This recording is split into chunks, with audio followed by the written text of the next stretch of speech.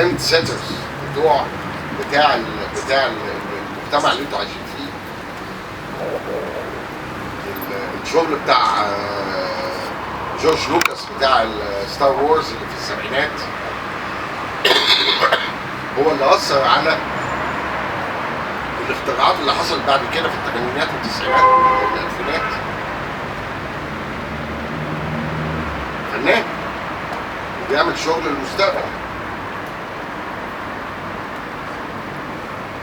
فانتوا دلوقتي ممكن لكم بمهمة انكم تدافعوا عن الهوية المصرية.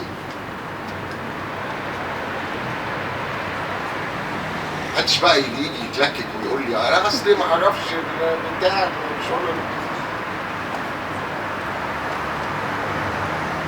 دي حاجة اهم بكتير من اي حاجة تانية ممكن تعملها. فأرجوكم يعني انتوا شباب وعندكم امكانية انكم تعملوا شغل كويس، استعملوا ده في انكم تنقذوا بلدكم. مش ممكن يعني مين اللي ينقذها طيب؟ مين اللي ينقذها؟ الدكاترة بيعالجوا والمهندسين بيبنوا والصناعية بيعملوا بيصلحوا حاجات ويظبطوا حاجات. مين اللي بيفكر؟ الكتاب والفنانين هم دول اللي بيقودوا المسيرة دايما. مين تاني؟ ما عندناش فلاسفة خلاص خلصوا. دي مهمتكم. فيعني من فضلكم يعني حطوها كده بين عينيكم واعملوا شغلكم مظبوط. وانا اسف ان انا بغتت عليكم يعني في يوم المفروض انكم بتحتفلوا بيه وكده. انما بصراحه الموقف ما يتحملش ان احنا يعني نوزع شربات يعني نخش قدام القعده. ما ينفعش ياخد ظروف مش ظريفه.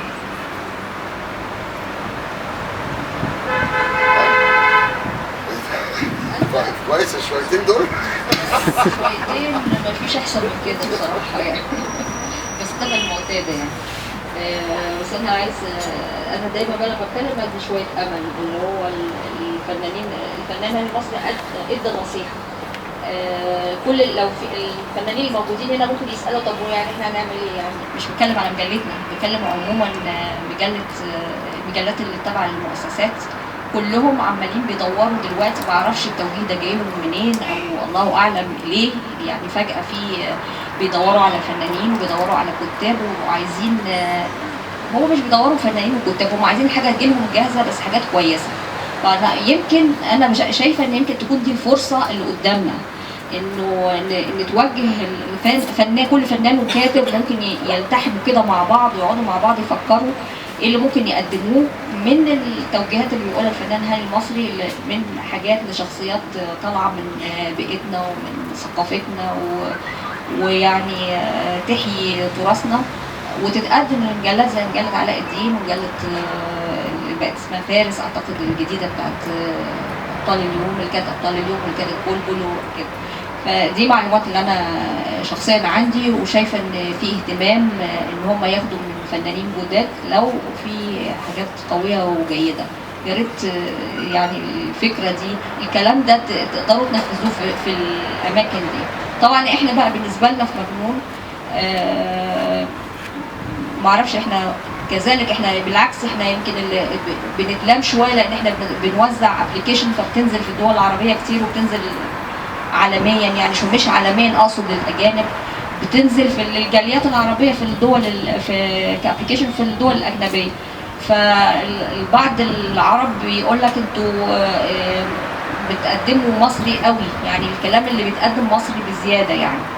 فبالعكس احنا ابتدينا نقدم ثقافات تانية، ثقافات تانية لدول مختلفة في المنطقة العربية زي تونس وزي حاجات شمال افريقيا وحاجات زي كده، من كتاب من عندهم يعني. فبرضو احنا في مجنون ما عندناش يعني مرحب دايما بالكاتب اللي ممكن يقدم حاجة قوية نابعة من المجتمع، يعني بتمس مشكلة بتمس المجتمع بس بشكل ساخن، لان هو ده الترند اللي احنا ماشيين فيه. والفنانين للاسف انا يعني في مشكله بقابلها انه في كتير قوي فنانين بيبعتوا شغل ويقولوا ممكن عايزين ينضموا للمجال. فيعني النهارده ده كان بيبقى مثال انه الفنانين المستوى الفني اللي موجود في مجنون شكله ايه، المستوى الارت وورك اللي فيها. فيعني علشان كده ما بقدرش، وطبعا الاستاذ فواز بيغربل الاعمال اللي بتتقدم واللي بتيجي، فما بنقدرش ننزل بالمستوى ده. لكن محتاجين جدا دايما ان يكون في افكار اللي هي زي ما قال الفنان المصري انها بتمس الهويه وبتنبع من عندنا وبتقدم تراثنا بس بشكل ساخر. ده الجزء الخاص بينا يعني. واعتقد ان مفيش قدامنا وقت طويل، فممكن يعني اللي عنده اسئله للفنان فواز او الفنان هاني المصري يتفضل بقى. أسرة واحدة، بس بحس ان الكوميك ده طلع سافر بره، جمع الشير وبتاع وابتدى يتنصل من مسؤوليته تجاه الاسره بتاعته. الكاركتير بشكل عام يعني. فانا اتمنى يعني ان يبقى في مد يد العون او في تعاون في الملتقى اللي هو اللي جاي ان شاء الله في سنه 2015. ويبقى مش عارف، بحس ان انتوا كده منعزلين، يعني ايه التعاون بين مثلا كوميك والكاريكاتير؟ هو ممكن الاستاذ فواز اللي يجاوب على بيقول الفرق ما بين الاثنين، لانه اعتقد بيشتغل في الحاجتين يعني. لا ليه انا عارف الفرق بين الاثنين، بس ليه مفيش جاز يعني؟ ليه في كده بحس ان هم منعزلين عن بعض؟ هو بداية انت عارف طبعا انهم فنانين، يعني هم مش فنانين مع بعض، لا هو ده فن وده فن. وغالبا فنان الكاريكاتير بيعتقد معرفش زي وهما او لا انه ممكن يشتغل كوميكس. لا الكوميكس مهنة مجهدة جدا، يعني اللي بيشتغلها ده لازم يكون بيحبها لدرجة العشق يعني انا فعلا لولا اني احبها فعلا لهذه الدرجة بتمثل لي حياة ما اقدرش استمر واعمل العدد اللي انا عملته. وما اعرفش المتابعين عارفين انا عملت عدد قد ايه كشغل. طبعا العدد اللي انا عملته كعمل مش كله، مش هدعي ان كله جيد طبعا، انما في اعمال كانت كويسه. فالفكره كلها انه هقول يمكن كلمه صادمه شويه، انما انا شايف ان فن الكاريكاتير بعد وفاه الاستاذ مصطفى حسين هو يعني بعيدا عن الموضوع، هو حتى كان زي ما بنقول بيغرد بره خارج السرد يعني، ولذلك هو كان عملاق في الموضوع. انا علاقتي بيه الشخصيه كانت رائعه يعني كفنان كانسان، انما انا مش هتكلم عليه بطريقه شخصيه، بتكلم دلوقتي على الفن مجرد.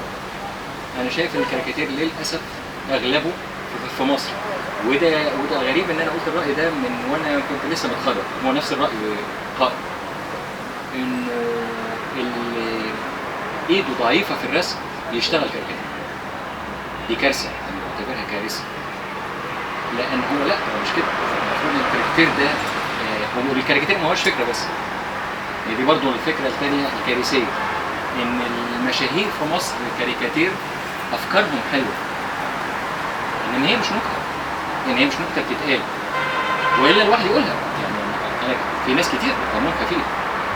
الفكره كلها ان الناس عندهم فكره حلوه وايديهم ضعيفه جدا، والناس متقبله كده. احنا الكارثه ان في مصر دي من يعني استتباع للي قاله الاستاذ هاني، ان احنا اعتدنا القبح، بقينا شيء متعايشين معاه، ما بنعرفش نفرق ما بين الشيء لا يلفظ بالنسبه لنا.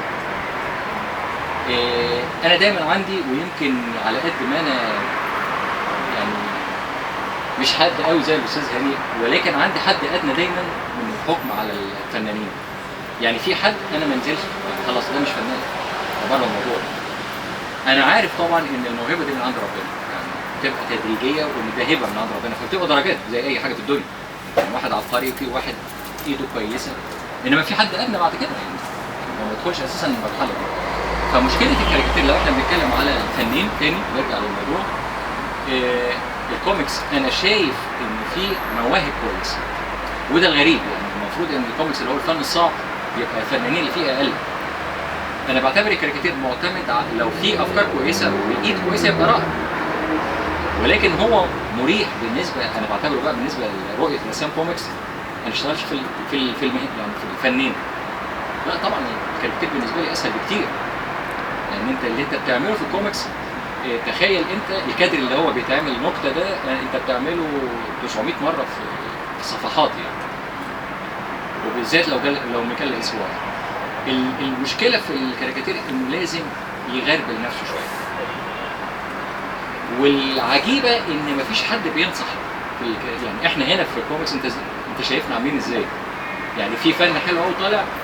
انا عن نفسي وانا والاستاذ هاني وحتى ميشيل ما بيعجبناش شغلنا احنا، ما بالك بشغل الاخرين. فالكاريكاتير ما فيهوش كده. انا شايف ان هم المجموعه مبسوطه من بعضها وخلاص ماشيه. انا شايف ان الشغل اللي طالع فيه عيوب خرافيه اساسيه. فهنا الفكره مش ان احنا نقعد مع بعض او كده، مش هي دي المشكله. واللي يعرفني كويس يعرف انا حتى والاستاذ هاني ويمكن معلوف كمان احنا مش متواجدين قوي، يعني ما بنقعدش كتير. هي يمكن في الاواخر كده في احتفاليات شويه بينا، انما قبل كده احنا مشغولين بايه؟ يعني انا في رايي ان الجمهور محتاج ان يشوف فنك ما يشوفكش انت، وما يبقاش احنا مجتمعين ونقول نصايح لبعض. لا، انت تبقى عارف بينك وبين نفسك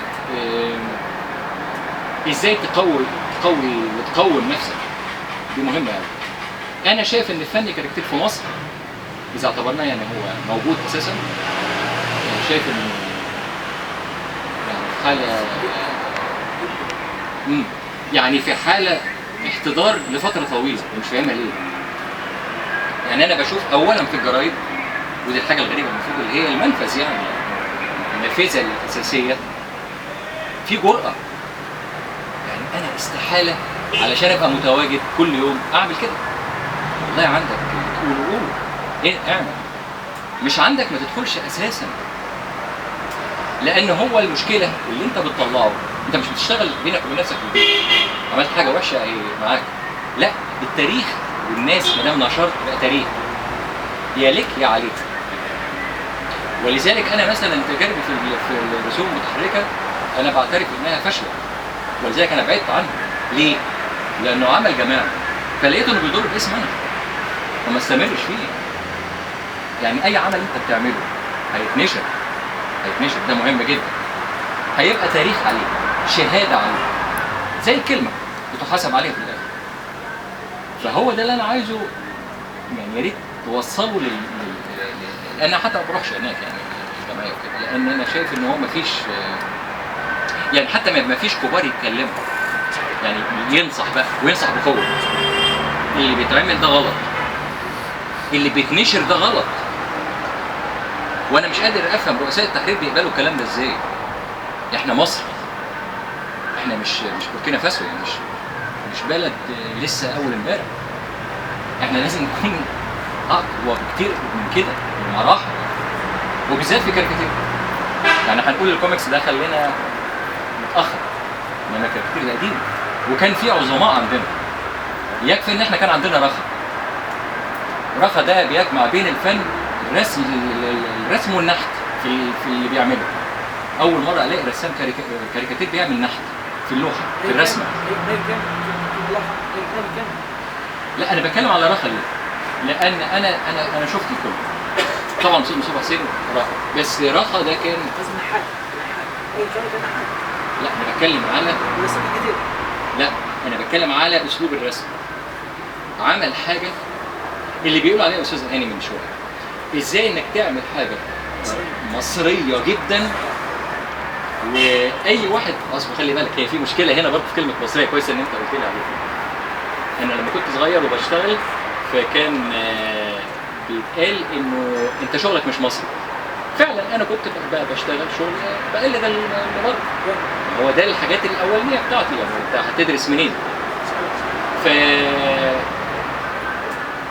فالفكره كلها انه لقيت ان في الاخر ان الشغل المصري يعني شغلك يبقى وحش مزيت.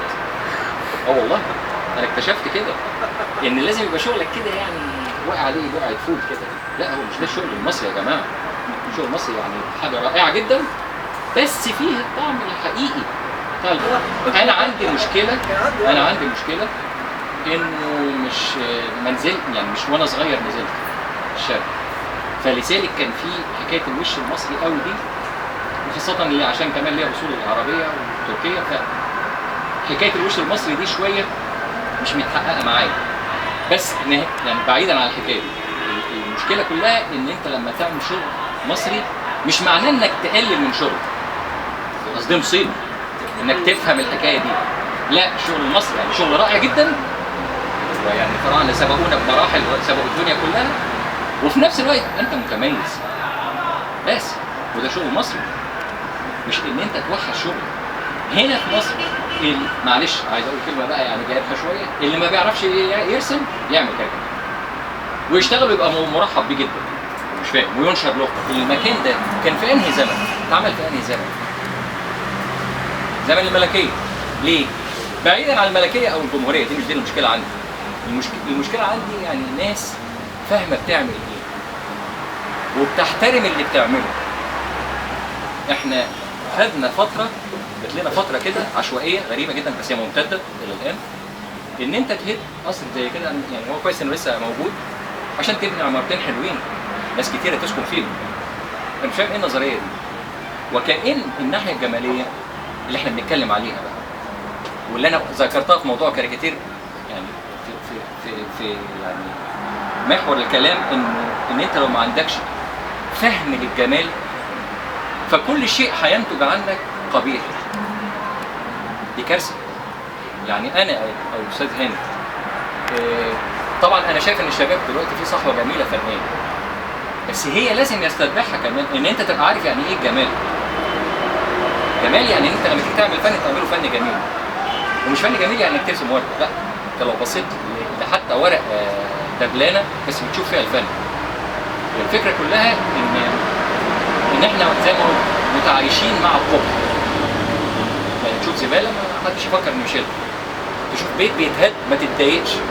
يعني انا سالت واحد فبقول له انت ايه رايك في حكايه ان الاوبرا اتحرقت وبتروح كده مكان الاوبرا اتعمل بداله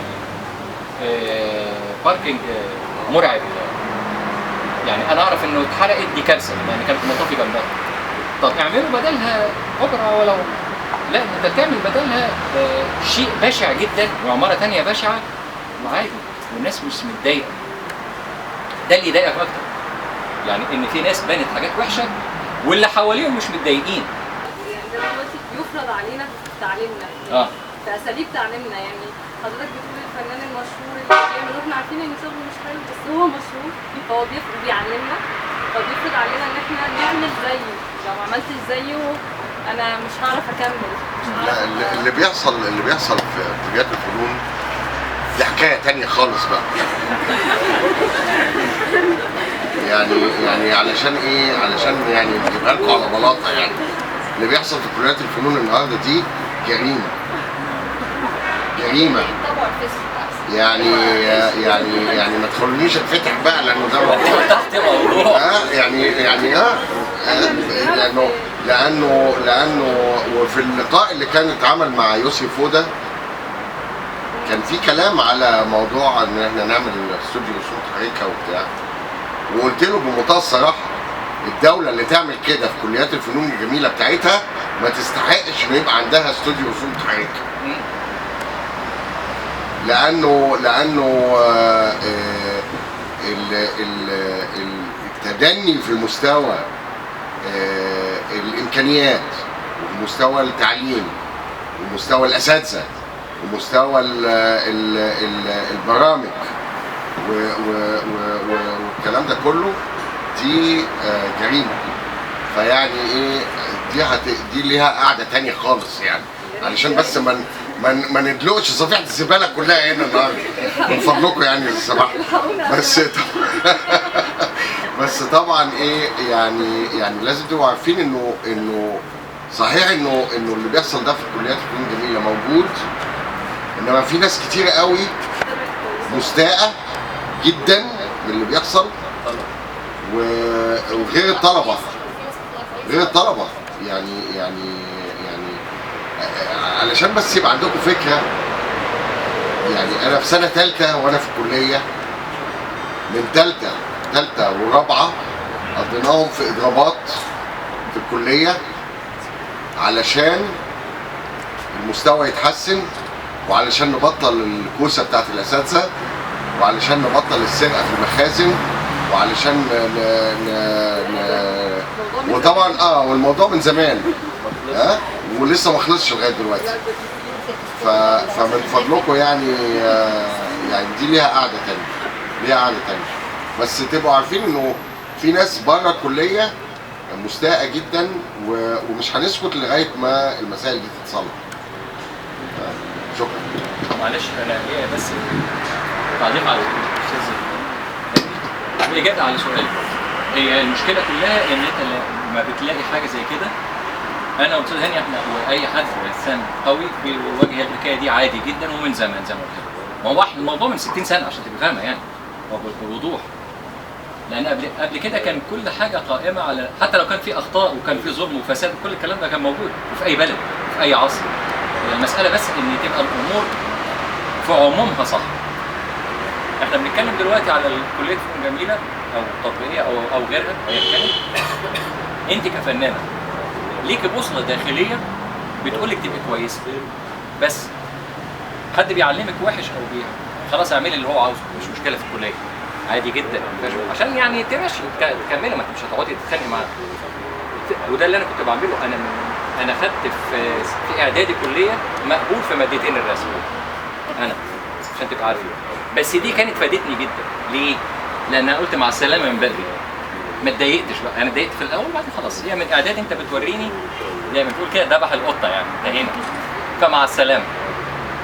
فاللي انا عايز اقوله لك انه انت اشتغلي مع نفسك، ماليش دعوه بالكليه خالص.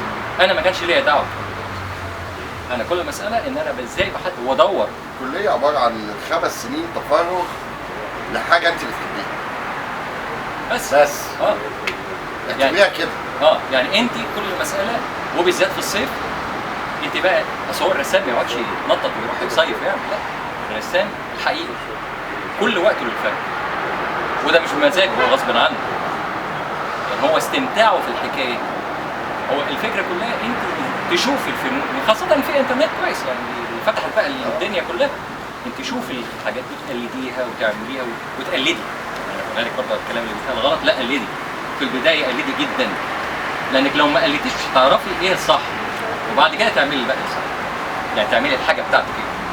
يعني في ناس في الاول يقول لك ما تقلدش، لا ده لازم تقلد، ما هتعرف منين الخط المظبوط. بس نقلد ونقول ان احنا بنعمل ده منقول من فلان طبعا. لا ما بقولش ان لا يعني ما يتقلد دراسه، لا تقليد دراسه، مش تقليد انك تنشري تقولي ان ده باسمك، لا كل الفكره ان زي ما انت اي واحد في ماجستير عادي حتى بيشوف الكتب الاجنبيه او كده ان هم كده هم سبقونا خلاص، ده لازم نتعلم منهم ازاي الحاجات الحقيقيه الجديه.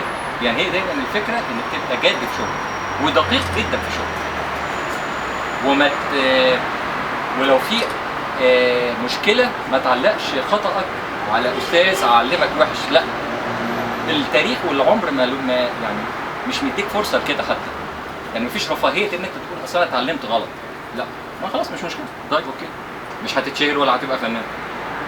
انت علم نفسك وتبقى قاسي على نفسك جدا بس.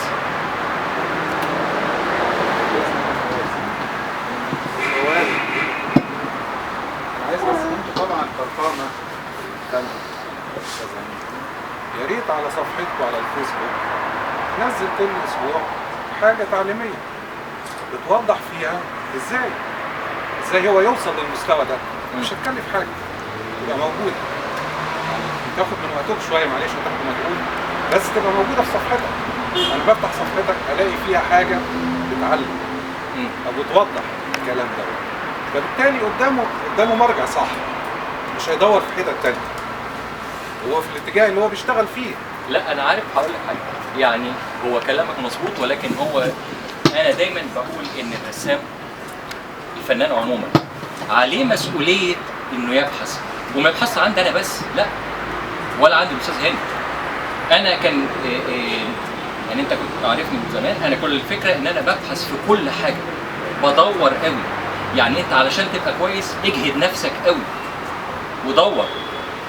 يعني الانسان المتميز مش لانه موهوب فقط، هي الموهبه دي اساس طبعا، ولكن الفكره كلها انت بتتعب على الموهبه دي ازاي.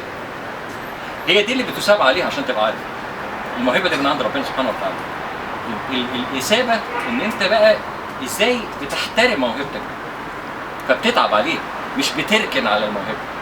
يعني في ناس انا بشوفها، ودي كانت من الحاجات الغريبه جدا، بتكلم على ناس معروفين كمان، هو رسم كويس او عمل قصه كويسه، تشوفه بعد 20 سنه هو نفس المستوى. دي مصيبه، مش حاجه اسمها كده في الحياه. انت لو سبت طوبه بعد 20 سنه هتلاقيها متغيره. ازاي؟ فما بالك بالرسام الفنان الانسان نفسه. فهي الفكره كلها ان مفيش حاجه حقيقيه ازاي انك تتعلم، لا، في الفن مفيش كده قوي. ولذلك بره مفيش حاجه اسمها ان انا ادي شهاده دكتور او ما اعرفش ايه في كليات الفنون. ممكن يبقى فيه بروفيسور فقط، انما مش شهاده علميه قوي كده، مش زي اي ماده. ليه؟ لان الفن نفسه كائن حي بيتحرك، ما هوش حاجه تقدر توصل لنهايتها، مش علم معين او ماده ادبيه معينه، هو حاجه غير ممسوكه، شيء ممكن يتحرك في كل الاتجاهات. فلذلك الفنان لازم يدور هنا وهنا وهنا وهنا. ليه؟ لان انت مش عارف في النهايه هو هيطلع ايه. هو كل الكلام ده بياخده وبيطلع منه حاجه ثانيه خالص. معلش يا جماعه كده خلاص المفروض نمشي يعني. ممكن بقى ان شاء الله في وقت تاني هتسالوا على جنب بقى. امير الشعراء عايز ينام يعني. شكرا لكم، وما ننساش ان بكره في ورشه الفنانه نهى ابراهيم الساعه 5، وبعد بكره الاستاذ عبد الرحمن ابو بكر ورشه البورتريه الكاريكاتوري، وان شاء الله الاثنين الجابان فاونديشن ليهم ليكتشر، وفي كاريكاتير ساخر في الكتابه الساخره من 5 ل7، يعني يا ريت تتابعوا البروجرام. واخر يوم بقى ان شاء الله اللي هو فيه الاعلان الجائزه، وفي ورشه الاستاذ فواز، فهتقعدوا مع استاذ فواز تاني، يعني اللي حابب يقعد معاه هيبقى في فرصه تانيه. يعني هو الفنان النهاني بس اللي هو هيبقى مسافر ان شاء الله، ونقول له بقى مع السلامه، وشكرا انه نورنا النهارده. شكرا ليك.